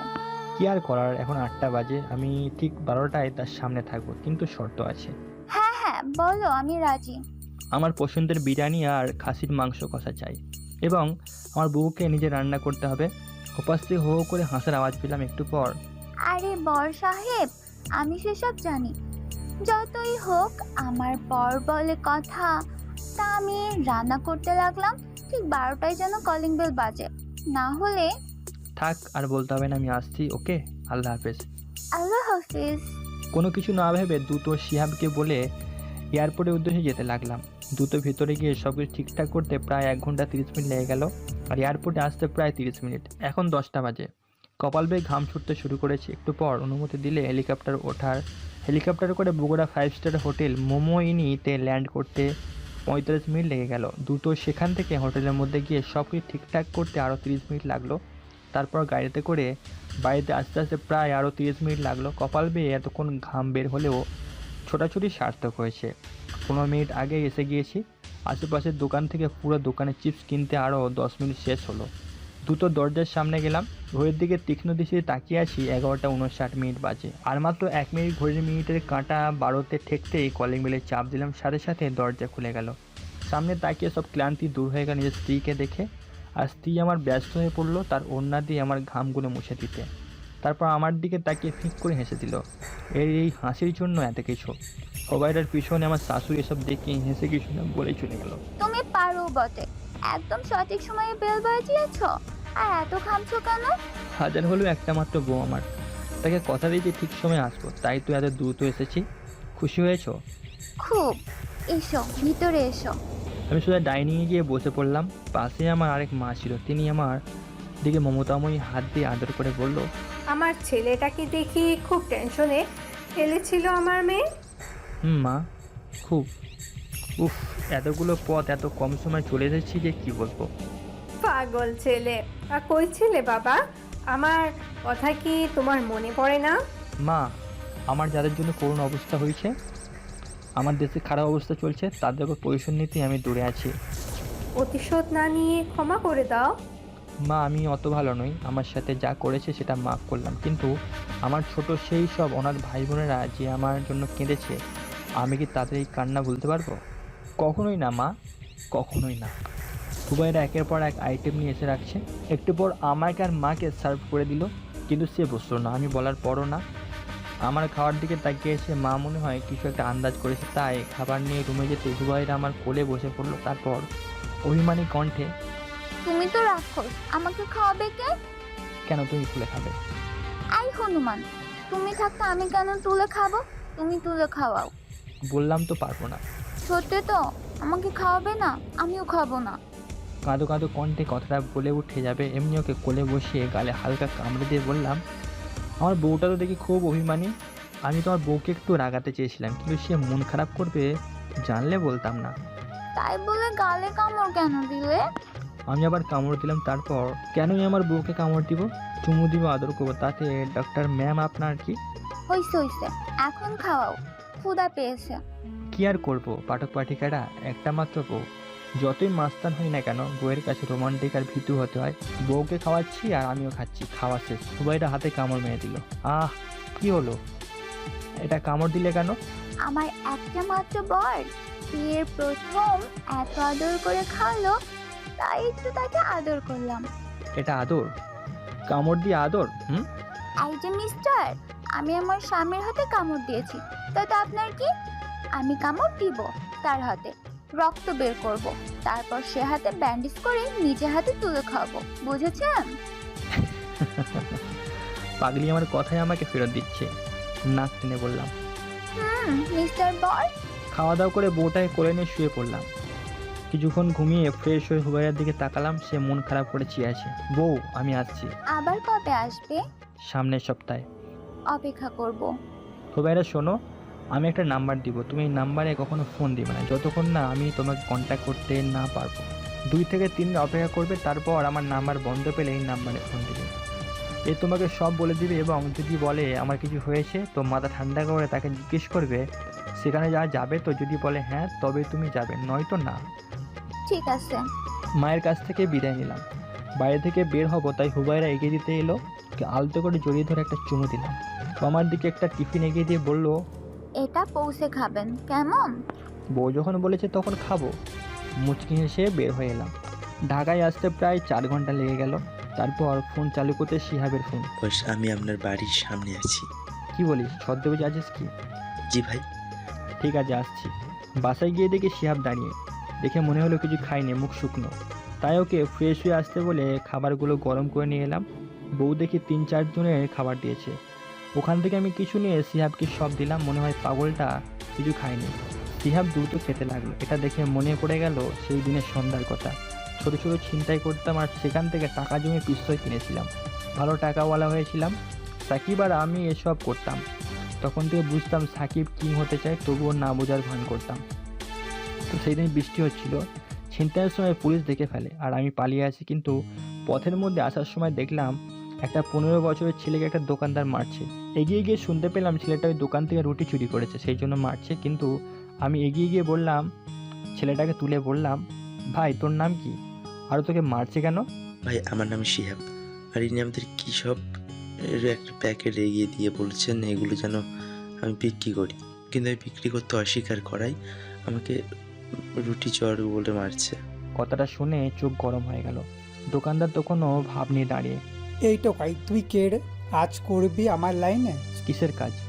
দোকানদার একটা প্যাকেট এগিয়ে বলল, এগুলো বিক্রি করে দিবি? প্যাকেটটা ছিল হিরোইনের। এটা তো হিরোইন, তুই এসব বিক্রি করিস? শালা, তোকে তো আমি মারতে আসবে অমনি পেছন থেকে M1911 পিস্তল বের করে ওর মাথায় ঠেকিয়ে, তুই কি ভাবিস তোকে তো আমি পুঁতে ফেলবো? খেলনা পিস্তল দেখিয়ে ভয় দেখাচ্ছিস? টিকার চাপ দিলাম। অমনি বুলেট দোকানদারের মাথা ফুটো করে চলে গেল। এতক্ষণ পর ছেলেটার দিকে তাকালাম, দেখতে খুব সুন্দর, কিন্তু দালালদের চোখ করে পড়েছে। পকেটে প্রায় একটু আগের ছিনতাইয়ের টাকা ছিল, ওগুলো ওর দিকে বাড়িয়ে দিয়ে বলেছিলাম, টাকাগুলো রাখ। না ভাই, আমি নিব না। না নিলে খাবে কি? ভাই আপনি যা করেন আমিও তাই করে খাবো। কেন? ভাই আমি বুঝেছি, ভালো মানুষ মানুষকে ঠুকরে খায়, কিছু মানুষ রুপি, শয়তান, তাদের শেষ করবো ভাই। ঠিক আছে চল। বাস্তবে ফিরে এলাম শিহাবের ডাকে। ভাই কি ভাবছেন এত? এত হাপুস গাপুস করে খেলে গলায় বাজে, বুঝেছিস? আজ থেকে কি করবো ভাই, এইটা খুব টেস্ট। সমস্যা নেই, আবার এনে দিব। খাওয়ার পর্ব শেষ, ব্যবস্থা হয়েছে? জি বস। মাঝ রাস্তায় একলা দাঁড়িয়ে আছি, প্রচুর বৃষ্টি হচ্ছে, তবু আমি দাঁড়িয়ে আছি। একটু পর সামনে দিয়ে কালো রঙের একটা গাড়ি আসলো, ঠিক সামনে এসে থেমে গেল। ড্রাইভার বের হওয়ার আগে ওর বুক বরাবর শ্যুট করে দিলাম। তারপর গাড়ি থেকে বের হয়ে রাস্তায় রেখে গাড়িতে বসলাম। লুকিং গ্লাসে তাকিয়ে দেখি সালা বেহুশ ভালোই হলো, এনজয় করা যাবে ভালো। ড্রাইভ করে বাসটাকে ওর বাড়ি নিয়ে আসলাম, কিন্তু বেহুশ হাঁটতে পারবে না, তাই কোলে করে তুলে দরজায় বেল দিলাম। একটু পর 50-এর মতো সুন্দরী এসে দরজা খুলে দিয়ে ব্যস্ত হয়ে পড়লো। এই ছেলে, তুমি কে? আর আমার স্বামী কি হয়েছে? অতিরিক্ত ড্রিঙ্কস করার জ্ঞান নেই, আমি ওনার মতো নতুন ড্রাইভার, এনাকে কই রাখবো? ভেতরে রাখো। এই বাস থেকে ভিতরে নিয়ে গিয়ে ছপাস করে ফেলে দিয়ে মহিলাটাকে নিয়ে চেয়ারের সঙ্গে বেঁধে রেখে শুধুমাত্র চিৎকার করেই যাচ্ছে। ছেড়ে দে আমাকে। আমি কি জানিস? আমি এই থানার অফিসারের স্ত্রী, তোকে আমি ফাঁসিতে লটকাবো। আমি কি জানিস কিং, চিনিস? তুই কেমন মা যে নিজের ছেলেকে মানে দিহানকে অন্যের বাড়িতে রাখিস একটা মেয়েকে পটাতে? কত মেয়েকে তোর সামনে নষ্ট করেছে তা তো তুই জানিস, বাধা দিয়েছিল। এখন ছটফট করিস কেন? তোর ছেলে যারা ধর্ষণ করেছিল ঠিক তাদেরও এমন হয়েছে। ও শুধু চিৎকার করে যাচ্ছিল, তাই আমি কম নই। ওর মুখে এমনভাবে টেপ লাগিয়েছি যে ওর কথা আর কেউ শুনতে না পায়। তারপর দিতে থাকলাম কারেন্ট শক। প্রায় 3-4 ঘন্টা এক নাগারে শারীরিক নির্যাতন সহ্য করতে না পেরে মারা গেল। আর নিজেদের মুখে আসি। ওকে ছেড়ে বাসার সামনে গেলাম। তারপর পাশে একটা চেয়ারের সাথে বেঁধে কিচেন থেকে ধারালো ছড়ি, কাঁটা চামচ, গরম পানি এসে ওর পুরুষত্বের উপর ঢাললাম। সাথে ওর চোখ বড় বড় করে তাকালো। নেশা কেটে গেছে? এই তুই কে? আমাকে এনেছিস কেন এখানে? কিছু প্রশ্নের উত্তর জানতে। কে কে তুই? কে হতে পারি বলতো? চিনিস নি এখনো? কিং? যাক, চিনেছিস তবে। ভাই আমাকে মারবেন না ভাই, প্লিজ আমাকে মারবেন না ভাই। ঠিক আছে, এখন আমার কিছু প্রশ্নের উত্তর দিবি। হ্যাঁ হ্যাঁ দিব, বলুন ভাই। আমার মা কই? আমি নাকি সন্ত্রাসী হামলা করি, তাই না? আমার মা তোর কাছে গিয়েছিল তোকে আমার খবর জানাতে। তুই আমার মা খেয়ে লাথি মারলি, বের করে দিলি, আবার পরের দিন রাতে তুলে নিয়ে গেলি। বল আমার মা কই? বাদশার চুপ থাকা দেখে শরীরের রক্ত গরম হয়ে গেল। কাটা চামচ ও 2 হাতে অসংখ্যবার ঢোকাতে লাগলাম। বল দ্রুত। আমার বেডরুমের খাটের নিচে আন্ডারগ্রাউন্ড রুমে আছে। আমি ব্লুটুথ ইয়ারফোনে। স্যার বাইরে কভার করো। ওকে। আমি দ্রুত বেডরুমে গিয়ে খাট খুব কষ্টে সরালাম। তারপর চেয়ে দেখলাম একটা দরজার নিচে দিয়ে চলে গেছে। খুব সাবধান নিচে নামতে লাগলাম। অন্ধকার পেরিয়ে আলো সূচনা হতেই চোখ দিয়ে পানি বের হয়ে গেল।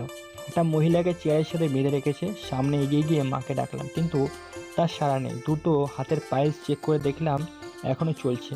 আর দেরি করলাম না, কোলে দ্রুত ড্রয়িং রুমে এলাম। বাদশা আমার মা এমন নিশ্চুপ হয়ে আছে কেন? ভাই ওনাকে ঘুমের ইঞ্জেকশন দিয়ে ঘুমিয়ে রেখেছি। ভালো করেছিস ভাই, এবার তো আমাকে ছাড়ুন।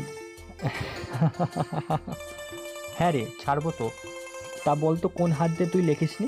এর ডান হাত ধারালো ছুরিটা দিয়ে জোর করে কোপ মারায় ওর হাত ভিন্ন ভিন্ন হয়ে গেল। ওর মুখে কষ্টে। তা এবার বল, কোন পা দিয়ে লাথি মেরেছিস? এটা না, এটা ঘ্যাচ ঘ্যাচ করে পা দুটো আলাদা করে দিলাম। ওর বুকে লিখে দিলাম, king is back, now your time is start Misa. লেখা শেষ হলো, ওর বুকে নাক চোখ সব জায়গায় চাকু ঢুকিয়ে দিয়েছি। তখন মনে পড়লো আমার মায়ের কথা। দ্রুত তাকে নিয়ে গাড়িতে বসলাম। শিয়াব দ্রুত গাড়ি ড্রাইভ কর, বগুড়া যাবো। শিয়াব দ্রুত। ও সেনিকে? পকেট থেকে যেন ফোন বের করে হুবাইরাকে ফোন দিলাম। কয়েকবার রিং হলো, ধরলো না। আবার ফোন দিলাম, এবার ধরলো। হ্যালো হুবাইরা। কি হয়েছে? সারাদিন মনে থাকে না, শুধু রাতেই মনে পড়ে আমার কথা। এখন ফাজলামা রাখো, আমি আসছি। তোমার ডাক্তারি যত যন্ত্রপাতি আছে বের করে রাখো। কেন? আমার এমন লাগছে কেন তোমার কণ্ঠ? হুবাইরা, তোমায় যা বলেছি তাই করো, দ্রুত। ফোন কেটে মায়ের মাথায় হাত বুলিয়ে দিতে লাগলাম। কদিন পর দেখলাম একদম শুকিয়ে গেছে। প্রায় 4 ঘন্টা পর বাড়িতে এলাম। আমি কলিং বেল বাজাবো এমন সময় খুলে গেল। আমি কথা না বলে দ্রুত মাকে পাশের রুমে নিয়ে গেলাম। তারপর হুবাইরা দেখে তো আমার মার কি হয়েছে, জ্ঞান নেই কেন? কি, এটা তোমার মা? হ্যাঁ হুবাইরা, এখন কথা কম বল, দ্রুত দেখো। হুবাইরা একবার চোখ আবার পাইল চেক করছে। একটু পর কই থেকে যেন সিলাইন নিয়ে এসে তার লাগিয়ে দিয়ে হাসি মুখে বলল, সমস্যা নেই জানাব, উনি ঠিক আছে। তার মনে হয় কোনো অন্ধকার বা আলো বাতাসবিহীন জায়গায় রাখা হয়েছিল, যার জন্য খাওয়া দাওয়া করলেও এমন হয়েছে। আর প্রচুর ঘুমের ইঞ্জেকশন দেওয়া হয়েছে। হুবাইরা, বাড়িটা আবার পাল্টাতে হবে, দ্রুত সব কিছু গুছিয়ে নাও। কেন? এটা তো ভালো আছে। না হুবাইরা, তুমি যাও। আমার মা কই? ঘুমিয়ে পড়েছে। ঠিক আছে, ডাকতে হবে না বলে নিজে গিয়ে কোলে করে রুম থেকে গাড়িতে বসালাম। তারপর আমার নিজের মাকেও বসালাম। তারপর হুবাইরা এলো, কিন্তু আগে কার গাড়িটা আমি অন্য একটা সোলজার দিয়ে বহু দূর নিতে গিয়ে নষ্ট করে দিতে বলেছি।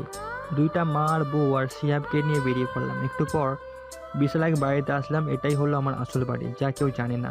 হুবাইরাকে ভেতরে যেতে বলে আমিও মাকে কোলে নিলাম। একটাকে রেখে আরেকটাকে নিয়ে গেলাম। বাড়িটা পুরো 2 একর জমির উপর। চারিপাশে প্রচুর সোলজারদের গার্ড দিচ্ছি, আর তাছাড়া উন্নত মানের যন্ত্রপাতি আছে, মেশিন গান ফিট করা আছে। এসব ঠিকঠাক করে পরের দিনই চলে আসি ঢাকায়। পরের দিন ঢাকায় আসতেই দিয়ার ফোন। বিরক্ত নিয়ে রিসিভ করলাম। হ্যালো। তুমি কই?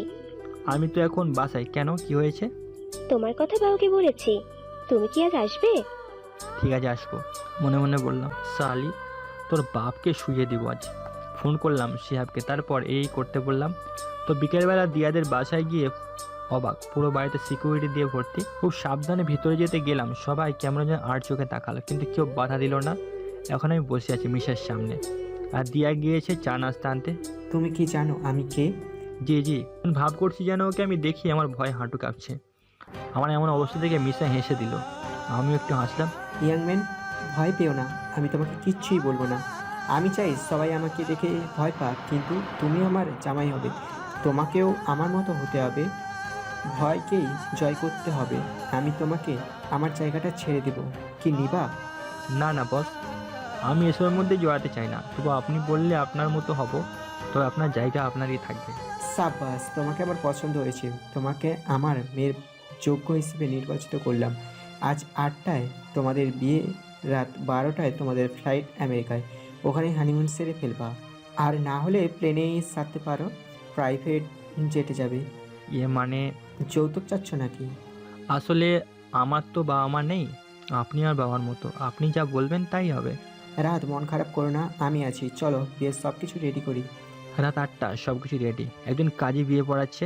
আমাকে কৌল বলতে বলার সাথে সাথে কাজী মাথা থুবড়ে পড়ে গেল, আর একটা গুলি ঠিক মিশার লাগতে আসছিল, কিন্তু আমি দ্রুত মিশাকে ধাক্কা দিয়ে সরে দিলাম। এমনি গুলিটা আমার বাম হাত ফুটো করে দিয়ে সাথে সাথে পুরো বিয়ের আসর গোলাগুলিতে ব্যস্ত হয়ে পড়লো।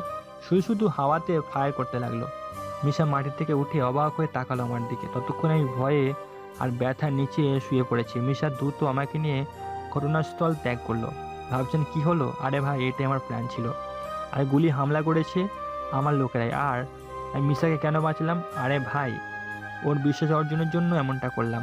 হসপিটালের বেডে শুয়ে আছি, পাশে দিয়া আরেক পাশে মিশা। বাবা, তুমি আমাকে বাঁচাতে নিজেকে মৃত্যুদ্বারে ঠেলে দিলে কেন? আপনি আমার বাবা আর হবু শ্বশুর, আপনাকে রক্ষা করা আমার দায়িত্ব। দেখলে বাবা, আমি ঠিক মানুষকেই বেছে নিয়েছি। এটা কে করতে পারে? আর দিহান কই? আসলে বাবা, দেহান খুন হয়েছে, সাথে বাচ্চারও খুন হয়েছে। কি? তুই আমাকে আগে বলিসনি কেন? কে খুন করেছে? বাবা, কিং আবার ফিরে এসেছে, আর ওই সব করছে। আমার মনে হয় আজকের হামলাও ওই করেছে। দিয়া, তুমি বাইরে যাও, জামাইয়ের সাথে কথা আছে আমার। আমি থাকলে কি হবে? তুমি বাইরে যাও। দিয়া চলে গেল। রাহাত, আমি জানি তুমি কে। মানে? তুমি লন্ডনে একজন মাস্টার, তাই তো? আপনার কাছে লুকাবো না, হ্যাঁ সত্যি, আমি লন্ডনে একজন মাস্তান দলের লিডার। তুমি এখানে আসছো কেন? আমি এখানে এসেছি কিংয়ের খোঁজে। যে কিং 4 বছর আগে মারা গিয়েছিল, তাকে আমি লন্ডনে দেখেছি। আর আপনি নাকি ওকে মেরেছেন, তাই আপনার সাহায্যের জন্য এসেছি। কেমন সাহায্য? কিং আমার 400 কোটি টাকা লস খাইয়েছে, তাই ওকে আমি শেষ করে দিব। এই না হলে আমার সময় বলো, প্ল্যান কি? তেমন কিছু না। আর হ্যাঁ, খবর পেয়েছি দিয়া কিংকে সব খবর দিচ্ছে, আপনার আসার খবরও দিয়েছে। তুমি এগুলো জানলে কেমনি? বাবা, আমি লন্ডনের মাফিয়ার লিডার, অনেক উন্নত প্রযুক্তি আছে আমার কাছে। আপনি কি প্রমাণ চান? হ্যাঁ হ্যাঁ, বলো। আপনার মেয়ে আপনাকে কেন দিহান আর বাদশা খুনের কথা বলেনি জানেন? জানলে আপনি আসতেন না, তাই। আর আপনাকে সহ আমাকেও কিং মারবে। এখন কি করব? শুনুন, আগে দিয়াকে মেরে দেবো, তারপর কিংকে পাকড়াও করব। হ্যাঁ, দিয়াকে মারা আমার কিছুই না, আর ও আমার মেয়েও না। এটাও জানি, তাই তো আপনার সাথে বেইমানি করছে। এখনই দেখে শেষ করে দিই। আপনি বোকা কেন? এমন চাল চালবো সাপও মরবে, লাঠিও ভাঙবে না। তারপর সব বললাম মিশাকে। এটা আপনাদের না জানলেও চলবে। বাহ, দারুণ বুদ্ধি তো। তো দুজন মিলে রাজ করবে এই বাংলাদেশ, কি বলো? আমি আবার ফিরে যাব লন্ডনে, বাংলাদেশ আপনারই থাকবে। এটা শুনে মিশা খুশিতে লাফাতে লাগলো। তারপর সত্যি? সত্যি। আর শুনুন, আমি শুনেছি কিনে আপনার লোকদের কিনে নিয়েছে, তাই কারো উপর বিশ্বাস না করাই ভালো। তো কী করবো এখন? সুস্থ হই, আমার লোকজন দেশে আসলে কিংয়ের খেল খতম করে দিব। 10টা দিন হসপিটাল থেকে মিশাকে নিয়ে নির্জন জায়গায় আসলাম। সিহাবকে প্ল্যান বুঝিয়ে দিচ্ছি। এমন সময় পেছন থেকে দিয়া হাত চালিয়ে দিয়ে বলল, বাহ, তুই তো খুব ড্রামাবাজ। নিজেই কিং হয়ে রাহাত সাজিস। বাবাকে বলবো? আমি তো রাহাত, কিং হব কেন? আমি জানি কিং তুই, রাহাত নয়। বল, আমার রাহাত কই? আমি অট্ট হাসি দিয়ে বললাম, তোর রাহাতকে পাবে, কিন্তু ছোট্ট কাজ করতে হবে। পারবি? রাহাতকে পেতে হলে আমি সব করব, তুই বল। তুই তোর বাপকে খুন করতে পারবি? হ্যাঁ পারবো, তবু আমার রাহাতকে চাই। নিজের বাপকে মারতে পারবি? শুন, বাপ হয়েছে তো কি হয়েছে, আমি আমার রাহাতকে চাই। আজ এই রাতেই মিশার শেষ দিন। এমন সময় মিশা আড়াল থেকে বের হয়ে বলল, জামাই ফাটিয়ে দিয়েছো। তা মা, তুই রাহাতের জন্য আমাকে মারবি? রাহাত তুলে নিয়ে এসো। বর্তমানে সামনে দিয়াকে বেঁধে রাখা হয়েছে, আর ওর মুখে ও কষ্টেপ দিয়ে আটকে দিয়েছি। ওর কানে গিয়ে আস্তে আস্তে বললাম, তুই আমাকে ধোকা দিয়েছিলি তাই না? এবার তোকেও ধোকা দিলাম। কত বড় সাহস আমাকে মারবে জামাই বুঝি? দাও, আমি কে? বলে মিশা চলে গেল। আমি তার উপর জমে থাকা রাগ ওর উপর খাটলাম। তারপর শরীরের কিছু অঙ্গ কাটলাম। শেষে ওর নিস্তেজ হয়ে যাবে ওর দেহ, তার আগে পুরো শরীরে জুড়ে চাকু ঢুকিয়ে ফুটো করে দিলাম। শেষ ধর থেকে মাথা নামিয়ে দিলাম। এমন হওয়া উচিত বিশ্বাসঘাতকদের শাস্তি। এমন সময় পেছন থেকে কিছু একটা এসে ডান হাতে লাগলো। পেছনে ফিরে দেখি মিশা। খুব অ্যাক্টিং পারিস তুই কি? আসলে তুই হাজারে একটা। বাহ ভাই বাহ, মানতে হবে তুই বড় মাপের অভিনেতা।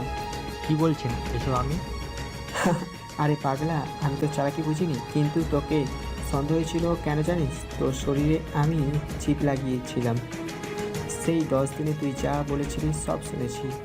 আবার হয়তো ভাবছিস তুই আমার এই মেয়েকে ধোকা দিয়ে মারলি, কিছু বলবো না কেন? আরে এটা তো সিম্পল, ও আমাকে মারতে চেয়েছিল। বাহ, তোর তো দেখি খুব বুদ্ধি হয়েছে রে। বলতে আরও একটা গুলি ডান বুকে লাগলো। ফিনকিরে রক্ত বের হতে লাগলো। অতিরিক্ত রক্ত পড়ায় চোখ বন্ধ হয়ে এলো। ডান হাতে তালুতে প্রচুর জোরে কামড় দিয়ে চোখ খুলে রাখলাম। মিশার পায়ে হাত চলে গেল। হ্যাঁ রে, হয়েছে, সব তো দেখে শেখা। আর শোন, পা ধরে লাভ নেই, আমি তোকে ক্ষমা করবো না রে। এখন যা, উপরে যা। আবার গুলি করতে যাব, অমনি ওর পা ধরে জোরে টান মারলাম। তাল সামলাতে না পেরে পড়ে গেল, সাথে হাত থেকে পিস্তলও পড়ে গেল। আমি রহস্যময় হাসি দিয়ে গুলি থেকে সমস্ত বুলেট বের করে নিলাম। তারপর চল এবার হ্যান্ড টু হ্যান্ড ফাইট হোক। চল হয়ে যাক। মিশা একের পর এক কিক মারতে লাগলো। আমি সেগুলো কভার করে হিমশিম খেয়ে গেলাম। এদিকে রক্ত বের হচ্ছে প্রচুর। হঠাৎ এক লাথি বাম হাতের ক্ষতস্থানে লেগে গেল। তবুও নিজেকে ঠিক করে পকেট থেকে ছোটো মাপের 2 ইঞ্চি বার্মিস চাকু বের করে নিলাম। তারপর বুলেটের মতো দৌড়ে মিশার হাত পায়ে বসাতে লাগলাম, একদম তামিল মুভির মতো, যেটা নায়ক ছিল আল্লু অর্জুন। যাই হোক, মিশার ক্ষতস্থান ছোট হলেও প্রচুর ইনজুরি হতে লাগলো, আর মিশা কুপকাপ হয়ে বসে রইল। পাশ থেকে পিস্তলটা রিলোড করে ওর সামনে বসলাম। তারপর, কি পাগলা, তুই আমাকে মারবি? তোর মা আমার হাতে বন্দি, কোথায় আছে আমি ছাড়া কেউ জানে না। তুই তো দেখি বোকা। আরে বাদশাকে মেরেই তো আমার মাকে নিজের কাছে নিয়ে গেছি। কিন্তু এটা কিভাবে সম্ভব? থাক না রে ওইসব, এখন যা উপরে যা। বল না রে, কিভাবে তুই বাদশার খবর পেলি? আরে সব জানবি কেন, এত শক্ত? সেটা না জানলে আমি মোটেও শান্তি পাবো না রে। কোনো কথা না বলে ম্যাগাজিনের সব কয়টা বুলেট ওর কপালে ঢুকিয়ে দিলাম। এতক্ষণ রক্ত বের হয়ে গেছে, ধীরে ধীরে চোখ বন্ধ হয়ে আসছে, হয়তো মারা যাব। হুবাইরা মুখটা ভেসে উঠলো চোখের সামনে। চোখ বন্ধ করার আগে দেখলাম কি একজন দৌড়ে আসে, তারপর কিচ্ছু মনে নেই। এদিকে পুরো 1 সপ্তাহ হয়ে গেল। আমার খবর না পেয়ে হুবাইরা ওকে দেওয়া ফোন নাম্বারে ফোন দিল 4 মাস পর। আস্তে আস্তে চোখ খুলে তাকালাম। পাশে একজন বয়স্ক মহিলা, বয়স অনুমানিক 70 হবে। মা? হ্যাঁ, এটাই আমার মা। বাবা, তোর জ্ঞান ফিরেছে? হ্যাঁ মা, তুমি ঠিক আছো তো? বাবারে, কেমনে ঠিক থাকি বল, কতদিন দেখিনি তো। আজ খুশি রে বাপ তোকে দেখে। আমি মাকে জড়িয়ে ধরে কেঁদে দিলাম। হ্যাঁ, আমার কপালে চুমুতে নিজের শাড়ি আঁচল দিয়ে চোখ মুছে দিয়ে মুখে হাসি। এমন সময় শিহাব রুমে এলো। ভাই তুমি ঠিক আছো? যেন কত ভয় পেয়ে গিয়েছিলাম। পাগল। দেখেছো মা ভাইয়া কি বলছে? ও সুস্থ হোক, ওকে আমি কান মলা দিব। আমার ছোট ছেলেকে পাগল বলে। এমন সময় আমার আরেক মা এলো, এসেই আমার কান মলা দিয়ে। এই হতচ্ছাড়া, নিজের কি অবস্থা করেছিস দেখেছিস? আমাকে কাঁদিয়ে মজা পাস তুই? মা আর হবে না, এখন থেকে তোমাদের সাথেই থাকবো, আর সে কিং জেগে উঠবে না। তোকে আর অমন হতে দিলে তো? ঠিক বলেছো, একে আমরা দুজন মিলে সোজা করব। দুজন না বেয়ান, বলুন 3 জন। তা তৃতীয় ব্যক্তি কই? মনে হয় অভিমান করেছে। চলো ওকে পাঠিয়ে দেই। আমার চোখ দরজার দিকে। একটু পর বেবি বাম্প নিয়ে একটা মেয়ে এগিয়ে এলো। হ্যাঁ, এটা আমার হুবাইরা। হুবাইরা এসে ঠাস করে চর বসিয়ে দিল, তারপর জড়িয়ে ধরে কেঁদে দিল। তারপর আস্তে আস্তে আমার হাতটা তার পেটে নিয়ে গেল। এর কথা কি তোমার ভাবতে হবে না বলো? জানো, তুমি আসার পরের দিনই বমি করতে থাকি। বডিগার্ডদের সাহায্যে হসপিটালে গিয়ে চেক আপ করে জানতে পারি আমি মা হতে চলেছি। এটা তোমাকে জানানোর জন্য ফোন দিলাম। বন্ধ তোমার ফোন। এভাবে 7টা দিন কাটিয়েছি। পরে তোমার দেওয়া নাম্বারই ফোন দিয়ে জানতে পারি তুমি এখানে। এক প্রকার ছুটে এসেছি আমি। আজ আমার অন্তঃসত্ত্বার 6 মাস হলো। ওই আমার স্বামী আমার পাশে থাকবে তা নয়, মহারাজ এখানে শুয়ে আছে আর তার সেবা আমাকেই করতে হচ্ছে। কই, সে তো আমার জন্য টেনশন করবে তা নয়, তার জন্য আমাকেই টেনশন করতে হচ্ছে। অনেক বড় ব্যাপার। আচ্ছা, এখন কি করবে সেটা বলো। হুবাইরা কিছু না বলে কেবিনের দরজা বন্ধ করে দিয়ে এসে আমার পাশে শুয়ে পড়লো। তারপর তেমন কিছু না সাহেব, অনেকদিন নিশ্চিন্তে ঘুমাতে পারিনি, তাই এখন আমার জীবন্ত কোলবালিশকে জড়িয়ে ধরে সারাদিন ঘুমাবো, কোনো কথা শুনবো না। কিন্তু আমার যে ব্যথা আছে। থাকে থাকুক, তবুও ঘুমাবো, ওসব শুনবো না। বলে চোখ বন্ধ করে নিল। আমি ওর মুখের দিকে তাকিয়ে আছি। কি সুন্দর আমার মায়াবতী। নিজের অজান্তে ওর কপালে ভালোবাসার পরশ দিয়ে জড়িয়ে ধরলাম। চোখ বন্ধ করার আগেই দেখেছি হুবাইরার ঠোঁটের কোণে হাসি। গল্পটা এখানেই শেষ। গল্পটা যদি ভালো লেগে থাকে আমাদের চ্যানেলটি সাবস্ক্রাইব করে আমাদের বন্ধু হয়ে পাশে থাকুন। ধন্যবাদ।